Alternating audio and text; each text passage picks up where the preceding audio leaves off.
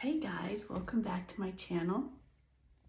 I have been wanting to get back to doing more videos. I really started focusing on my podcast and I really wanted to start doing more videos again, specifically straight through YouTube, and because I used to do them as live on Facebook. So anyway, what happened is when I decided to do that, I got sick, which was shortly after Thanksgiving, and I was sick for probably a month. So that kind of threw me off. And so today I wanted to come back in and tell you what I did to finally get better and what really happened that caused me to be sick for a month. And I did talk about it in my podcast. If you want to go listen to them, I will link them in the description. So what happened is I got sick a little bit after Thanksgiving, and I mean, I was doing okay, and I was sick, for about a week. And then one day I felt really good. And so I went and did the podcast. I did the group, my Tracy's Shake It Try group. We meet on Tuesdays. And the next day I woke up feeling really bad. So then that lasted for 3 more weeks. Now, it was probably 2 more weeks where I really felt bad, and then 1 more where it was, kind of bad. That week is the week I decided, nope, I'm turning it around, and I'll share with you what I did to turn it around. But that, what happened is I had some things that really stressed me out in that time. I'm being sick, and it hurt my immune system, and I couldn't recover. So I noticed when I got sick, it went to the place where those emotional traumas were, right? It went to my head. And let me look it up in the book. And I'll link this book in the description also, The Secret Language of Your Body. I love this book. I use it with all my clients and myself. So I went and looked up head.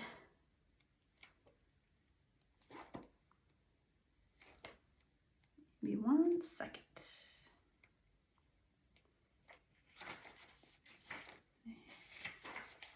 Head. So what it was: feeling angry, frustrated, judgmental, self-critical, stuck in a limited way of thinking, and resistant to change, overwhelmed by life with too much to think about and too many burdens to carry, always busy doing something or worrying about what needs to be done, perfectionism. If it's going to be done right, it will be done by my way. Loss of direction in life, forgetting what's important in life and focusing on all your problems. Feeling like you need to control everyone and everything to be happy. Now, that's not exactly, the bottom one isn't exactly it. It is to an extent though. But what happened is stuff happened in my life that made me really angry, made me feel loss of control, and kind of went into a depression.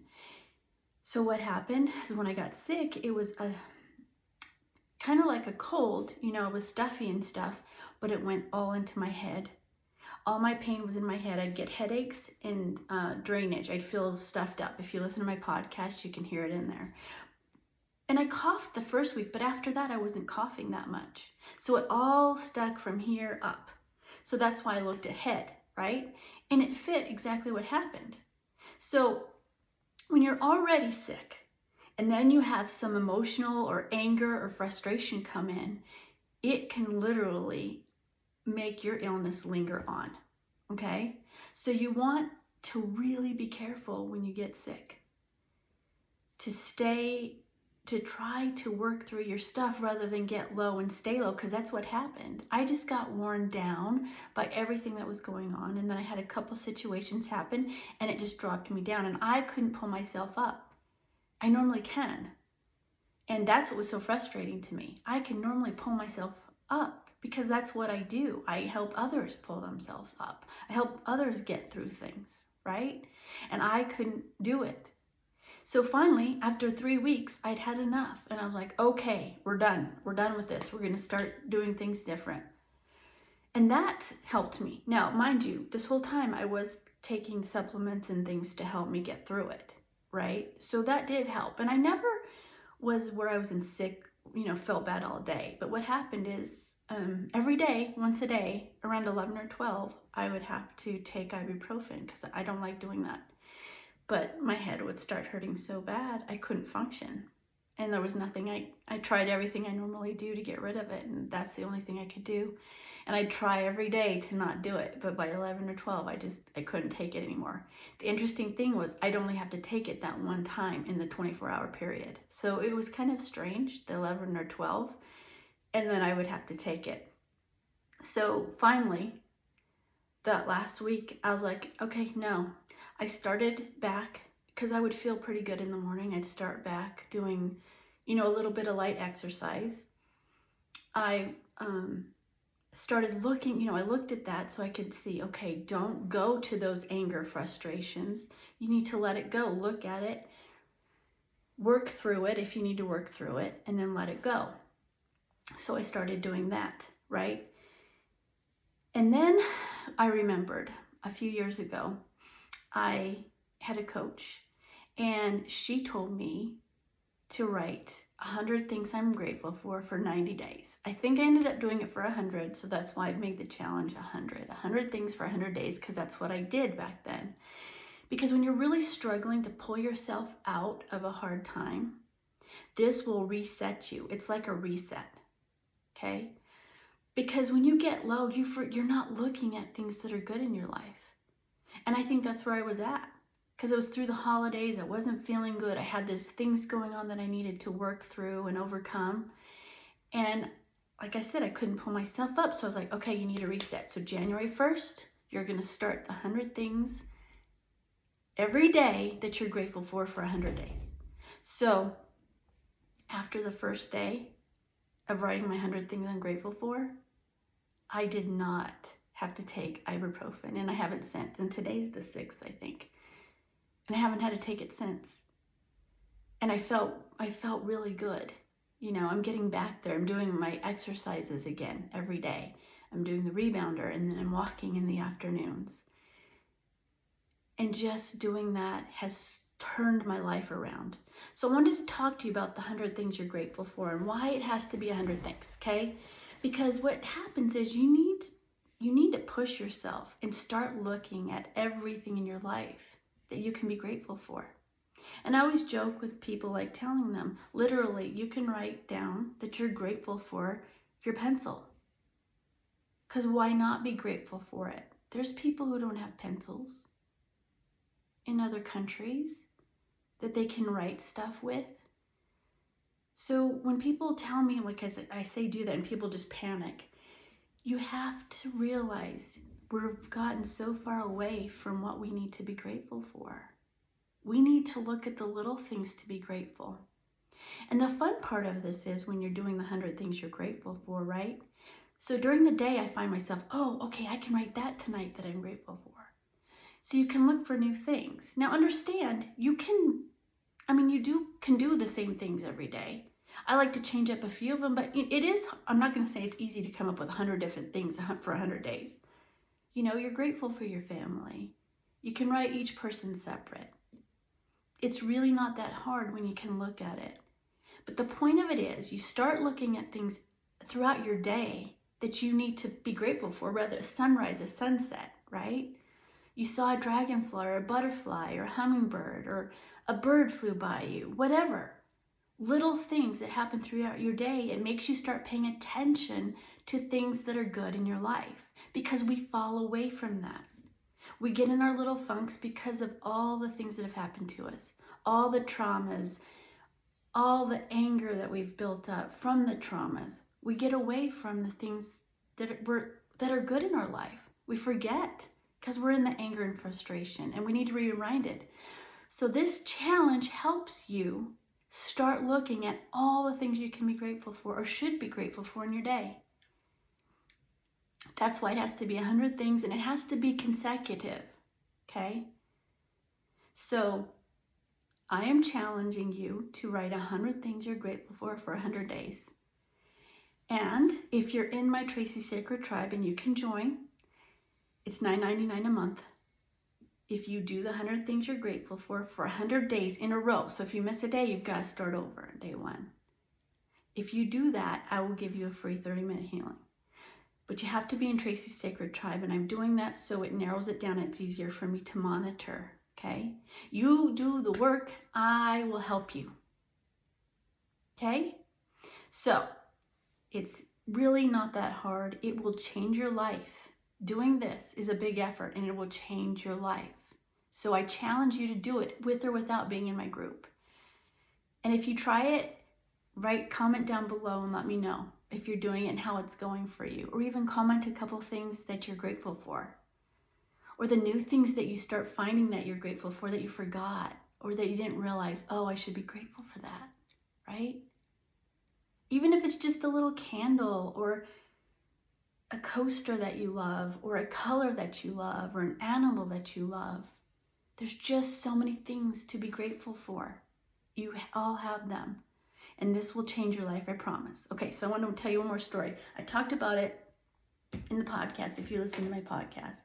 But the other day, so my son moved out in October, I think it was. And we cleaned out the room and we pulled everything out. Just cleaned out everything in the room, touched up the paint or whatever, so there was nothing in the closet.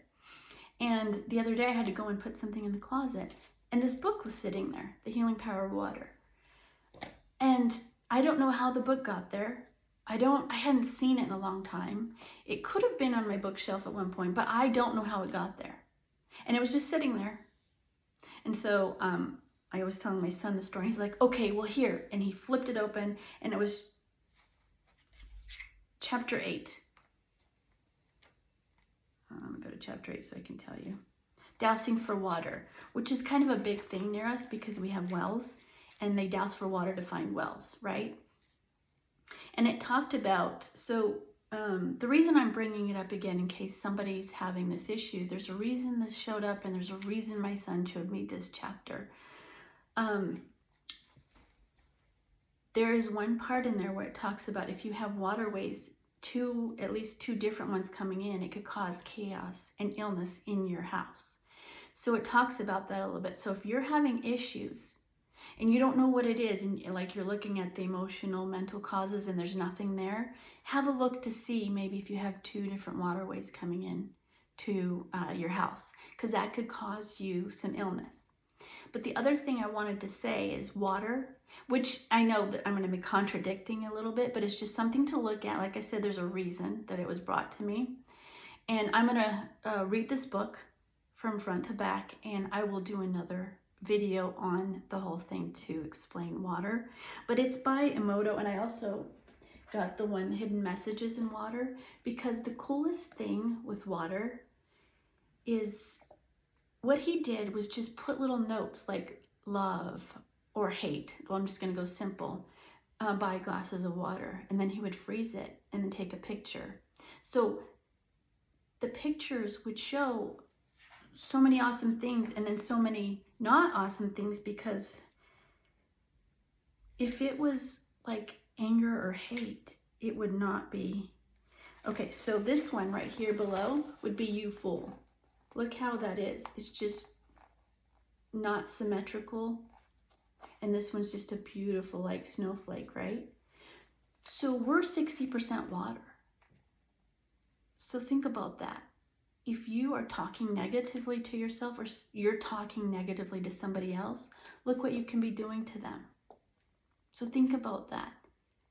Think about what you're putting out. When I say like, be careful what you're putting out, you don't want to cause other people harm, even if you're very angry at them. That's why we do the light to people that have caused us harm, because you want to heal the situation. You don't want to make it worse, and you don't want it to come back on you karmically, right? So we're 60% water. Negative talk to yourself or others, look what that's doing. Water can be affected very easily just by words being set by them. Same as plants. Have you seen that study where they do plants? You know, they put love one and hate one on the plant. The love one grows much better. The hate one, I don't think it might slow down growing, and it might even die, okay? So it's very important what you're putting out there and what you're thinking. So water is very healing. the other thing I did when I was sick is every other night at least, I would do an Epsom salt bath with baking soda and soak in it for 30 minutes. That detoxes you. That clears any negativity around you. It clears your energy. And on the nights I don't do that, or even in the nights I do that, I do a salt scrub on my body, and it helps just clear the negative energy out. So I'm giving you guys a few tips on what to do to help you when you're sick or when you feel like you've been around something that you need to get rid of the energy, okay? You have the power, so remember that. There's little things you can do, and you can start with writing 100 things you're grateful for 100 days. It will turn your life around. It'll make you start looking at your life differently because you'll pay attention to what is good in your life and things you need to be grateful for or should be. And forget it, you've got to look at the little things, because sometimes right at that moment, that's what you have is the little things. You don't need to be just grateful for the big things. You need to be grateful for the little things too, because the little things are always there, even if it's just a moment of a laugh or your family played cards together, right? For me, it was I took my son, this was a new one, I took my son to do his senior pictures, and it's my last one, and I'm so excited for my kids to be graduating and be out of high school, and they can go do what they want to do, right? So it's looking for the little things. So I challenge you to do the 100-day challenge. Write 100 things you're grateful for 100 days. And if you're in this Tracy Sacred Tribe with me, you'll get a free healing. You've got to show me what you did, though. You've got to do the work, and that's part of it. It's being in discipline. It's really working towards something. And that's just it. If we're having issues and we're sick, we've got to change what we're doing. We've got to do something different to get something different. And this is one way to do that. This is one way to find something different in your life and change it. So that's what I have for today. I hope you have a great day, a great night. Go do something you love every day, something that lifts you up, brings you joy. Go look for the good in everything, right? And if you're not doing my 100-day challenge, then write at least 10 things every day you're grateful for. Start looking for the good. And then do self-care. Do at least one self-care every day. And when you see something in somebody that you like, tell them, lift them up and lift you up. All right? So have a great day. I love you all. And if you have any questions, let me know. See you soon. Bye.